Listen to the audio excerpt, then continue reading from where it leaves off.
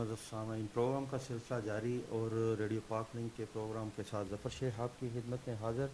और इस वक्त हमारी खुशकिस्मती के पाकिस्तान की खूबसूरत फ़ज़ाओं से एक ऐसा नाम, ऐसी शख्सियत जिन्होंने अपने काम की वजह से पाकिस्तान के कल्चर में, पाकिस्तान की सकाफ़त में एक ऐसा मकाम बनाया कि आज वो पाकिस्तान के अलावा पूरी दुनिया में अपने फ़ैन की तादाद में इजाफ़ा करते हुए जगमगा रही हैं।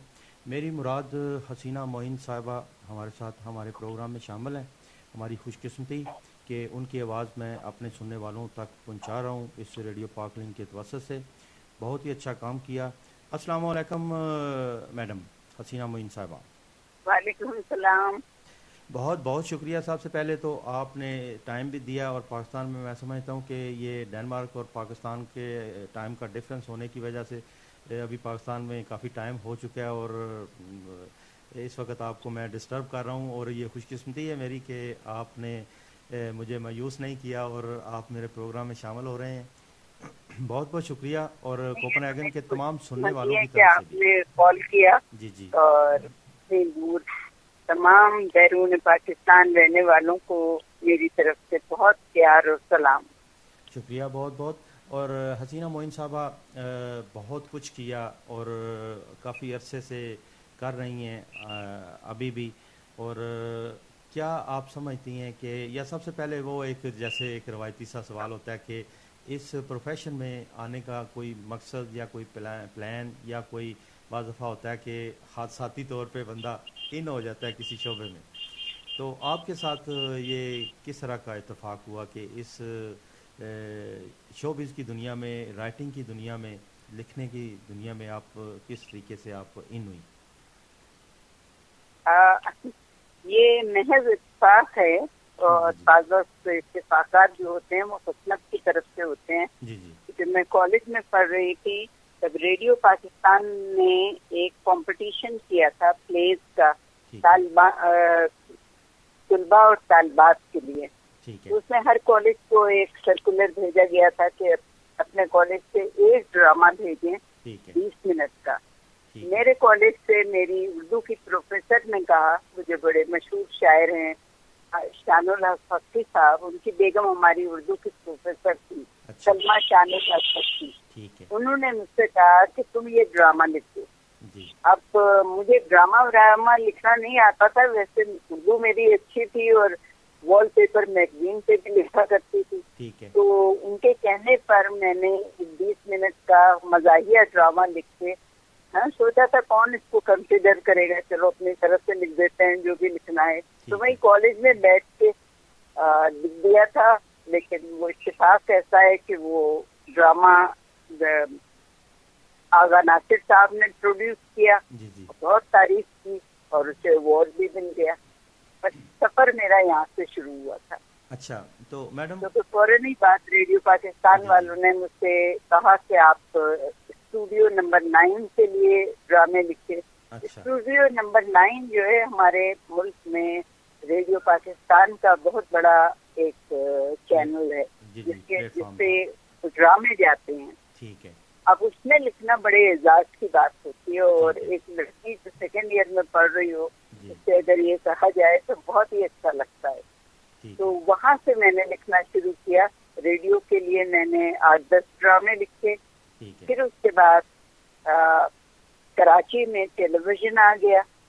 तो टेलीविजन से मुझे बुलाया गया और उन्होंने कहा कि आपका रेडियो का एक ड्रामा हमने लिया है, उसे आप टीवी के लिए बना दें। ठीक है। अब उसमें थोड़ी दिक्कत जरूर हुई, लेकिन इंसान जब कोशिश करता है या मेहनत करता है या शौक से काम करता है और अपने काम से उसे लगाव होता है तो अच्छा हो जाता है। तो वो ड्रामा जो था वो पहला मेरा टीवी का ड्रामा था, नया रास्ता, जो एक रेडियो ड्रामे को मैंने अडेप्ट किया था बाद में, उसको वास्ट किया। लेकिन उसके बाद जो सिलसिला चला तो शायद आपने नाम सुने हो, शेजोरी लिखा मैंने। फिर एक ड्रामा ईद से लिखा, हैप्पी ईद मुबारक। फिर उसके बाद हेलो, मैं समझता हूँ कि हमने काफी अंकुल उर्फी और देर जबरदस्ती तन्हाइयाँ, बंदिश और अनकही तन्हाइयाँ, किनारे, بہت سارے نام ہیں جو مجھے تو بہت زیادہ ہو جائے. جی میں سمجھتا ہوں کہ یہ ایک ہماری خوش قسمتی بھی ہے, ہم دیکھنے والوں کی بھی. سوری. اور آپ جو ریڈیو نے مجھے متعارف کرایا تھا, میں ہمیشہ یہ بات کہتی ہوں اور بڑی خوش ہوتی ہوں اس بات سے کہ جو لوگ ریڈیو سے آتے ہیں ان کی ایک خود بخود ٹریننگ ہوتی ہے. جی بالکل. تو وہ ٹریننگ جو ہے بڑی کام آتی ہے. ٹھیک ہے. اچھا تو میڈم آپ کیا سمجھتی ہیں کہ آپ نے جیسا خود فرمایا کہ پہلا آپ نے ریڈیو کے لیے ڈرامہ لکھا ایک مزاحیہ سا, اور اس کے بعد آپ کا یہ سلسلہ ایک شروع ہو گیا, آپ کے ظاہر کام کی وجہ سے لوگ آپ کو جاننے پہچاننے لگے, اور اس کے بعد ٹی وی پہ آپ نے کافی سارے ڈرامے لکھے اور مختلف کہانیوں کے حوالے سے. تو سٹارٹ آپ کا ہوتا ہے کامیڈی رائٹنگ سے, اور اس کے بعد آپ نے سنجیدہ بھی پھر لکھے, پھر لائٹ بھی لکھے. تو آپ یہ سارے مختلف شکلوں میں آپ نے ظاہر اسکرین رائٹر بھی آپ بن گئیں, پلے رائٹر بھی بن گئیں, اور اس کے ساتھ ساتھ آپ ایجوکیشنسٹ بھی کہلاتی ہیں بنی. تو یہ سارے سلسلے آپ سمجھتی نہیں ہیں کہ مشکل ہوتی ہے ایک ٹائم پہ ان کو اکٹھا رکھنا؟ ذرا زور سے بولیے, آواز پوری کٹ رہی ہے. میں یہ عرض کر رہا تھا کہ آپ نے کامیڈی ڈرامے بھی لکھے, سنجیدہ ڈرامے بھی لکھے, اس کے ساتھ ساتھ آپ ایجوکیشنسٹ بھی ہیں. یہ میں سمجھتا ہوں کہ یہ ایجوکیشنسٹ جو ہوتا ہے اس کے لیے تو وہ بہت زیادہ ایک بالکل ہی کہہ لیں کہ ایک دوسرا پہلو ہوتا ہے یا دوسرا ایک سٹیج ہوتا ہے کام کرنے کے حوالے سے. تو آپ نے یہ دونوں چیزیں, تینوں چیزیں, اسکرین رائٹر بھی آپ رہیں, پلے رائٹر بھی آپ رہیں, اور ایجوکیشنسٹ بھی رہیں, یہ ساری چیزیں اکٹھی آپ کیسے آپ نے ان کو چلایا؟ جی میں ایجوکیشنسٹ بھی تھی, میں ایک پرنسپل تھی, اور اس کے بعد ریڈیو کے ڈرامے بھی لکھے, ٹی وی کے ڈرامے بھی لکھے. جیسے آپ کہہ رہے ہیں کہ مزاحیہ لکھے, مزاحیہ میرا مزاج ہے شاید اس وجہ سے, کیونکہ جس طرح کی میں تھی لڑکی, اور وہ بچی ابھی تک شاید میرے اندر زندہ ہے جو اپنے آپ کو مارنے نہیں دیتی, اور میں اس کی وجہ سے انسان میں بڑی توانیت آ جاتی ہے. وہ توانائی جو مجھ میں ہے وہ شاید میرے مزاج کی ہے کہ میں مزاحیہ انداز میں, پازیٹیو انداز میں سوچتی ہوں. اور ایک بات میں آپ کو بتاؤں کہ جو لوگ کامیڈی اچھی لکھ لیتے ہیں وہ ٹریجڈی بھی بہت اچھی لکھ سکتے ہیں. یہ بات مجھ سے آزمائی تھی جب میں نے انکل لطفی کیا تھا, اور اس پہ بڑے ایوارڈز ملے تھے. تو میرے ایک دوست ہیں ٹی وی کے, شعیب منصور, انہوں نے مجھ سے کہا تھا کہ دیکھیں آپ جو ہیں, آپ کامیڈی اتنی اچھی لکھ لیتی ہیں, تو آپ اگر سیریس ڈرامہ لکھیں گی تو یقیناً اچھا ہوگا, آپ کوشش کریں. تو فوراً اس کے بعد ٹیلی ویژن پہ ایک کمپٹیشن ہوا تھا, اس کمپٹیشن میں میں نے ایک پلے لکھا تھا سنسار, اور کراچی, لاہور, پشاور, کوئٹہ سارے اسٹیشن میں اس میں حصہ لیا تھا, اور اس میں سے بیسٹ رائٹر کا ایوارڈ مجھے ملا تھا سنسار کے.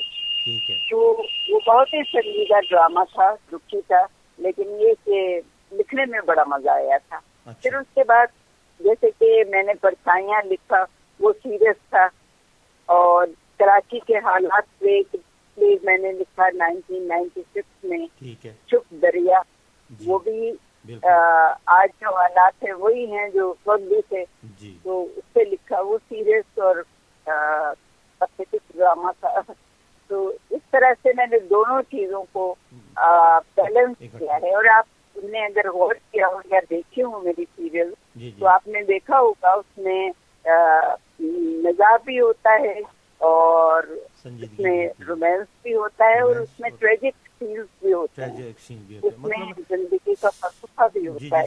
یہ ساری چیزیں ہماری زندگی میں جو شانس ہیں وہی ڈرامے کا حصہ بن جاتی ہیں, وہ مد نظر رکھتی ہیں آپ. اچھا, اس کے بعد آپ نے تجربہ کیا فلم رائٹنگ کا بھی, جس میں لالی ووڈ کی کچھ فلمیں اور بالی ووڈ کا آپ کو کہا جاتا ہے کہ فرسٹ پاکستانی رائٹر آپ بنی. تو یہ کیسا تجربہ آپ کا رہا فلم کا؟ یہ بہت اچھا تجربہ تھا. مجھے اصل میں راج کپور صاحب نے انوائٹ کیا تھا, اور وہ بیچارے 3 سال تک کوشش کرتے رہے, اور مجھے یہ نہیں سمجھ آ رہا تھا کہ میں انڈیا جاؤں یا نہ جاؤں، کیونکہ مجھے وہاں جا کے لکھنا چاہیے یا نہیں لکھنا چاہیے، کیونکہ ہر انسان اپنے ملک کے بارے میں تھوڑا سا سینسیٹیو ہوتا ہے. تو شروع میں ٹالتی رہی کہ مجھے پتہ نہیں اجازت ملے گی نہیں ملے گی. بالآخر انہوں نے کہا کہ اچھا صرف آپ ملنے آ جائیے، میری بڑی خواہش ہے آپ سے ملنے کی، تو آپ صرف ملنے آ جائیے. تو میں ان کے بلانے پہ چلی گئی تھی، لیکن بعد میں انہوں نے اتنا انسسٹ کیا کہ وہ اتنے بڑے آدمی رو پڑے. تو میں یہ میری زندگی کا خواب ہے نا، اور اگر آپ نے نہیں لکھا تو میں کسی اور سے نہیں لکھواؤں گا. تو پھر میں نے کہا کہ نہیں جی میں ضرور لکھوں. اچھا اس میں وہ تھوڑی سی اچھا اس میں کنفلکشن یہ ہوئی تھی پیدا، ظاہر ہے اخباروں میں بھی آیا کہ اس میں راج کپور صاحب نے شہناز شیخ صاحبہ کو کیا تھا انسسٹ یا انوائٹ کیا تھا، لیکن انہوں نے وہ انکار کیا، یا یہ ابھی پس پردہ یا مجھے آئی ڈونٹ نو. نہیں، پہلے انہوں نے شہناز شیخ کو دیکھ کے فوری طور پر مجھ سے یہ کروایا تھا کہ آپ شہناز شیخ سے بات کر لیں، لیکن وہ کیونکہ میں نے بہت ڈیلے کر دیا 3 سال. تو اس کے بعد شہناز ان سے ملی، ہم لوگ شارجہ میں ملے تھے دوبارہ. ٹھیک ہے. تو پھر انہوں نے ان کا ارادہ بدل گیا، انہوں نے کہا کہ اور ینگ لڑکی مجھے چاہیے جو گاؤں کی لگی ہے. شہناز تو کافی ماڈل تھی. جی.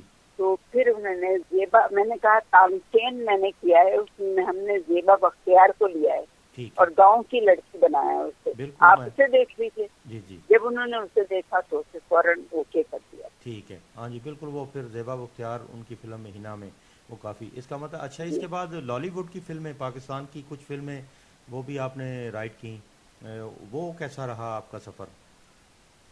کون سا؟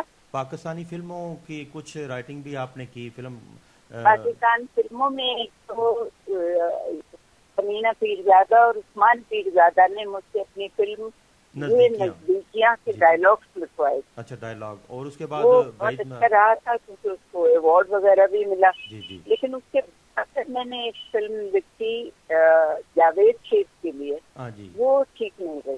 اچھا. شاید میرا مزاج اس طرح کا نہیں ہے، اور فلموں میں ذرا انلوجیکل چیزیں ہوتی ہیں اور میں نے اسے لاجیکل بنانا چاہا تھا، اور شوٹنگ میں اسے دوسری طرح سے شوٹ کیا گیا. ٹھیک ہے. تو وہ بات بنی نہیں تھی. اور اس سے پہلے فلم کامیاب.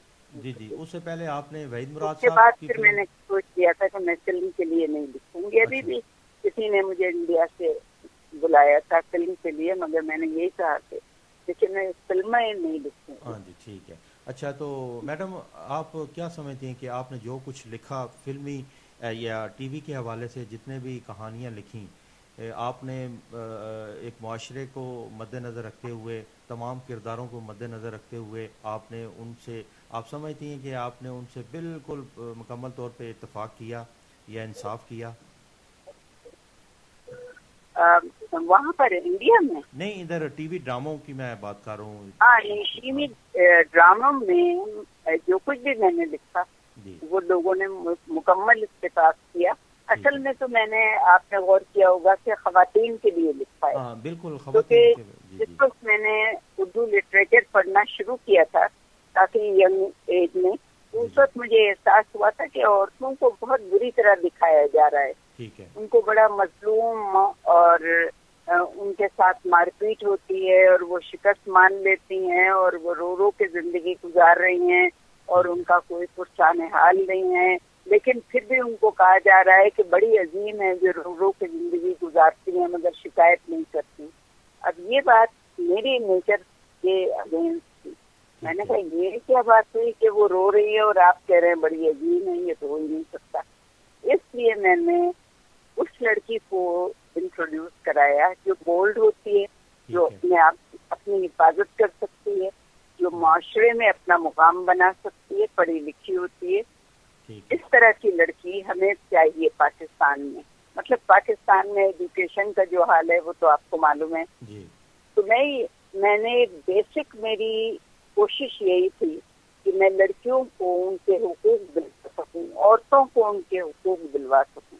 کیونکہ عورت جو ہے معاشرے کی ریڑھ کی ہڈی ہوتی ہے. اگر وہ ٹوٹی ہوئی ہو اور اگر آپ اسے کمزور کر دیں تو پھر یہ معاشرہ کس طرح کھڑا ہوگا. اور جو ہمارا حال ہو رہا ہے آپ نے دیکھا ہوگا تو وہ شاید اسی لیے ہے کہ ہم نے عورتوں کی ایجوکیشن کو کم کر دیا ہے یا کم کر رہے ہیں کچھ لوگ. وہ چیز نہیں ہونا چاہیے. جی اچھا ایک میرا ہمیشہ سے یہ نظریہ رہا ہے اور جب بھی میں نے بات کی ہے اسی نظریے کہ عورت کو آپ مضبوط بنائیں, اس کو تعلیم دیں, آپ کا پورا خاندان, پورا معاشرہ, پوری قوم جو ہے وہ تعلیم یافتہ اور خوشحال ہوگی. اگر آپ نے عورت کو خوشحالی نہیں دی, اس کو آپ نے دبا کے رکھا, تو آپ کی قوم آگے نہیں بڑھ سکے, چیز سے نہیں ہوں گے, اور خاندان اچھا نہیں ہوگا اور معاشرہ اچھا نہیں ہوگا. جی تو میڈم آپ کیا سمجھتی ہیں کہ اس وقت جو صورتحال ہے پاکستان کی یا ہمارے ملک کی بدقسمتی سے, اس وقت آپ کیسا دیکھ رہی ہیں یا کیسا محسوس کرتی ہیں ایک اسکرین رائٹر کے لیے یا پلے رائٹر کے لیے, ڈرامہ رائٹر کے لیے, کیا اس کا حال یا مستقبل ہے؟ نہیں, اس وقت تو جی بڑی پریشان کن صورتحال ہے, کیونکہ ہم تو ایک طرح سے دشمنوں کے نرغے میں گھرے ہوئے ہیں. ٹھیک ہے.